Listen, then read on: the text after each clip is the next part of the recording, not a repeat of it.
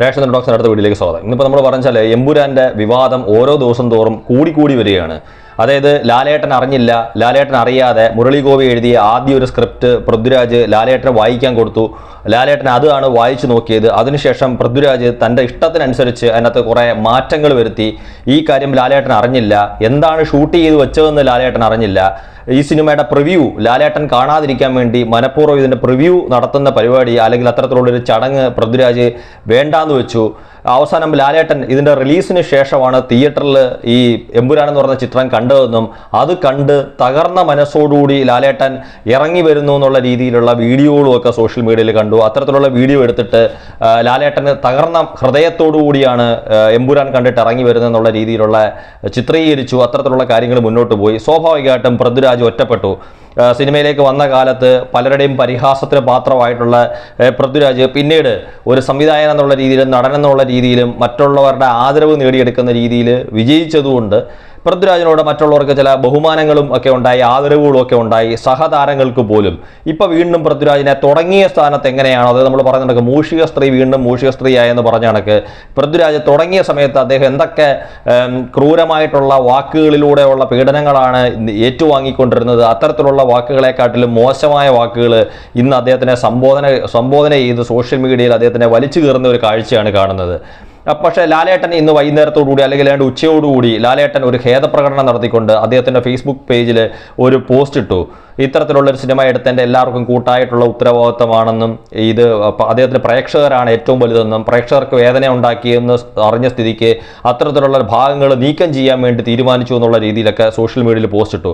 പക്ഷെ അപ്പോഴും ഇന്നലെ മേജർ രവിയെ പോലെ ലാലേട്ടനോട് ഏറ്റവും അടുത്ത് നിൽക്കുന്ന ഒരു സംവിധായകനും വേണമെങ്കിൽ നടനെന്നും ഒക്കെ പറയാവുന്ന രീതിയിലുള്ള ഒരു വ്യക്തി മുന്നോട്ട് വന്നിട്ട് ലാലേട്ടനെ, ഞാൻ മുമ്പേ പറഞ്ഞാണ്, സ്ക്രിപ്റ്റ് അദ്ദേഹം കണ്ടില്ല, ഷൂട്ട് ചെയ്ത ഭാഗങ്ങൾ അദ്ദേഹം കണ്ടില്ല, പ്രിവ്യൂ അദ്ദേഹം കണ്ടില്ല, അല്ലെങ്കിൽ പ്രിവ്യൂ നടത്തിയില്ല എന്നുള്ള രീതിയിലുള്ള കാര്യങ്ങളൊക്കെ പറഞ്ഞ് ലാലേട്ടനെ കുറച്ച് സേഫ് ആക്കാൻ മേജർ രവി നോക്കുകയും പൃഥ്വിരാജിനെ കുറേ കൂട്ടം ആൾക്കാരുടെ ഇടയിലേക്ക് വലിച്ചു കീറാൻ ഇട്ട് കൊടുക്കുകയും ചെയ്യുന്ന കാഴ്ചകളൊക്കെ നമ്മൾ കണ്ടു. പക്ഷേ ഇന്ന് പൃഥ്വിരാജിൻ്റെ അമ്മയും നടിയുമായിട്ടുള്ള മല്ലിക സുകുമാരൻ തൻ്റെ ഫേസ്ബുക്ക് പോസ്റ്റിലൂടെ സത്യത്തിൽ മേജർ രവിക്കും അല്ലെങ്കിൽ ഒരു പരിധിവരെ ലാലേട്ടനും ആന്റണി പെരുമ്പാവൂരിനും എതിരെയൊക്കെ ശക്തമായിട്ടുള്ള രീതിയിലുള്ള അവരുടെ വിയോജിപ്പാണ് അവർ പറഞ്ഞിരിക്കുന്നത്. അവർ ആ ഫേസ്ബുക്ക് പോസ്റ്റിൽ പറയുന്നത് എന്താണെന്ന് വെച്ചാൽ, ഇത്തരത്തിലുള്ള ഒരു കാര്യം ഒരു തിരക്കഥ എഴുതിയതിനു ശേഷം പൃഥ്വിരാജും മോഹൻലാലും ആന്റണി പെരുമ്പാവൂരും മുരളി ഗോപിയും എല്ലാവരുടെ ചേർന്നിരുന്നാണ്, എല്ലാവരുടെ കൂട്ടായിട്ടിരുന്നാണ് അത്തരത്തിലുള്ള ഒരു തിരക്കഥ വായിച്ചു നോക്കിയതെന്നും അല്ലെങ്കിൽ ഷൂട്ട് ചെയ്ത ഭാഗങ്ങൾ ലാലേട്ടനെ കാണിച്ച് ബോധ്യപ്പെടുത്തിയിട്ടുണ്ട് ും പിന്നെ പ്രത്യേകിച്ച് പൃഥ്വിരാജ് അതിൻ്റെ ഷൂട്ടിങ്ങുമായിട്ട് ബന്ധപ്പെട്ടിട്ട് പുറത്തായിരുന്ന സമയത്ത് മല്ലിക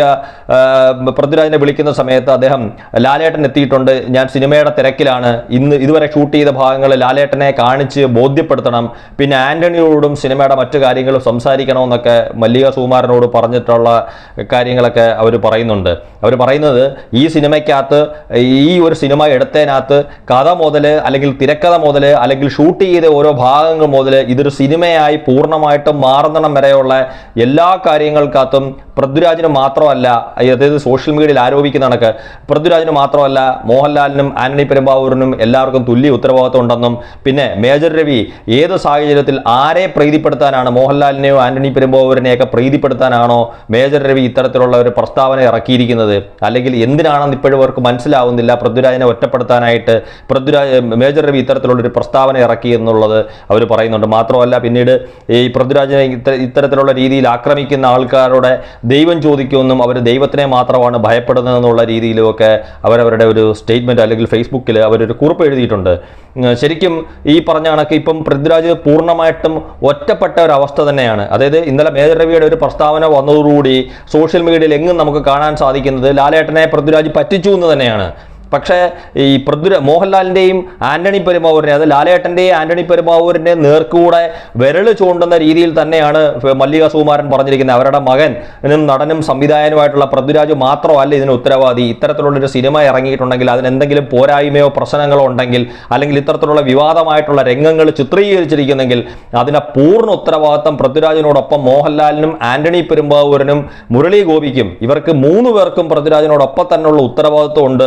അവർ അവർക്ക് ആർക്കും ഇതിൽ നിന്ന് ഒഴിഞ്ഞു മാറാൻ പറ്റില്ല, അങ്ങനെ അവരാരും അതിനകത്തുനിന്ന് ഒഴിഞ്ഞു മാറുമെന്നോ പൃഥ്വിരാജിനെ തള്ളിപ്പറയുമെന്നോ വിശ്വസിക്കുന്നില്ല, ഇതിന്റെ ഉത്തരവാദിത്തം അവരുടെ ഏറ്റെടുക്കും എന്ന് തന്നെയാണ് മല്ലിക സുകുമാരൻ പറഞ്ഞ് തൻ്റെ ഫേസ്ബുക്ക് പോസ്റ്റ് അവസാനിപ്പിച്ചിരിക്കുന്നത്. ഏതായാലും ഈ പറഞ്ഞ കണക്ക് ഇനിയെങ്കിലും ഒരു കാര്യം മനസ്സിലാക്കുക, മല്ലിക സുകുമാരൻ ഇത്രയും ആത്മാർത്ഥമായിട്ട് അവർ പറയണമെന്നുണ്ടെങ്കിൽ പൃഥ്വിരാജിന്റെ ഭാഗത്ത് ശരിയോ തെറ്റോ, അല്ലെങ്കിൽ മല്ലിക സുകുമാരൻ പറഞ്ഞിരിക്കുന്നത് വൈകാരികമായി അവർ പറഞ്ഞിരിക്കുന്നത് ആരും അങ്ങനെ ഇപ്പം ലാലേട്ടനെയും അല്ലെങ്കിൽ ആന്റണി പെരുമ്പാവൂരിനെയും ഇതിൽ നിന്ന് ഊരിയെടുത്ത് എല്ലാ കുറ്റങ്ങളും കൊണ്ടുവന്ന് പൃഥ്വിരാജിന്റെ തലയിൽ കെട്ടിവെച്ച് ആരും അങ്ങനെ സേഫ് ആവണ്ട, എല്ലാവർക്കും കൂട്ടായിട്ടുള്ള ഉത്തരവാദിത്വം തന്നെ എടുത്തെയാണ് പൃഥ്വിരാജ് സമൂഹത്തിനോട് അല്ലെങ്കിൽ ഏതെങ്കിലും ഒരു രാഷ്ട്രീയ പാർട്ടിയോട് അല്ലെങ്കിൽ തൻ്റെ പ്രേക്ഷകരോട് മാപ്പ് പറയേണ്ടി വരുന്നെങ്കിൽ ആ മാപ്പ് അതുപോലെ തന്നെ ഇപ്പം ലാലേട്ടൻ ഖേദപ്രകടനം നടത്തിയിട്ടുണ്ട്. ലാലേട്ടൻ മാപ്പ് പറഞ്ഞെന്ന് ഞാൻ പറയുന്നില്ല, കാര്യം ലാലേട്ടൻ്റെ മാപ്പും ഖേദപ്രകടനവും നമുക്ക് ഫലത്തിൽ പറയുമ്പോൾ ഒന്നാണെങ്കിലും അതിന് രണ്ട് വ്യാഖ്യാനങ്ങളാണ്. ഖേദം പ്രകടിപ്പിക്കുക, ദുഃഖം പ്രകടിപ്പിക്കുക എന്ന് പറയുന്നതും ക്ഷമ ചോദിക്കുക അല്ലെങ്കിൽ മാപ്പ് പറയുക എന്ന് പറയുന്നത്. ലാലേട്ടൻ തൻ്റെ ഫേസ്ബുക്ക് പോസ്റ്റിനകത്ത് ഖേദം പ്രകടിപ്പിക്കുന്നു എഴുതിയിരിക്കുന്നത്. പക്ഷേ ലാലേട്ടൻ ഖേദം പ്രകടിപ്പിച്ചുവെങ്കിൽ പോലും ശരിക്കും പറഞ്ഞാൽ അല്ലെങ്കിൽ ഈ മേജർ രവി തൊടുത്തുവിട്ടിരിക്കുന്ന ഈ ഒരു വിവാദം അല്ലെങ്കിൽ സോഷ്യൽ മീഡിയയിൽ കാണുന്ന ഒരു വിവാദം തീർത്തും അടിസ്ഥാനരഹിതമാണെന്നും അല്ലെങ്കിൽ ഇതൊരു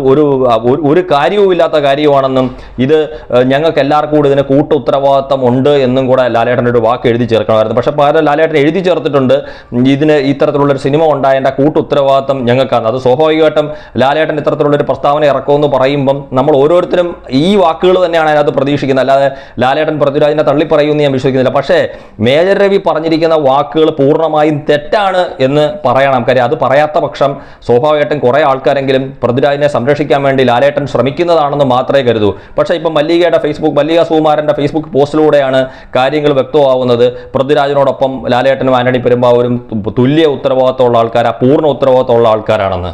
അപ്പം അതുകൊണ്ട് പൃഥ്വിരാജിനെ മാത്രം ഈ പറഞ്ഞ കണക്ക് സോഷ്യൽ മീഡിയയിൽ കൂടുതൽ വിചാരണയ്ക്കും അല്ലെങ്കിൽ അദ്ദേഹത്തിനെ കൂടുതൽ ചോദ്യം ചെയ്യാനും ഒന്നും നിൽക്കാതെ ഈ വിവാദം അവസാനിപ്പിക്കുക, പുതിയ കാര്യങ്ങളിലേക്ക് പോവുക. Thank you.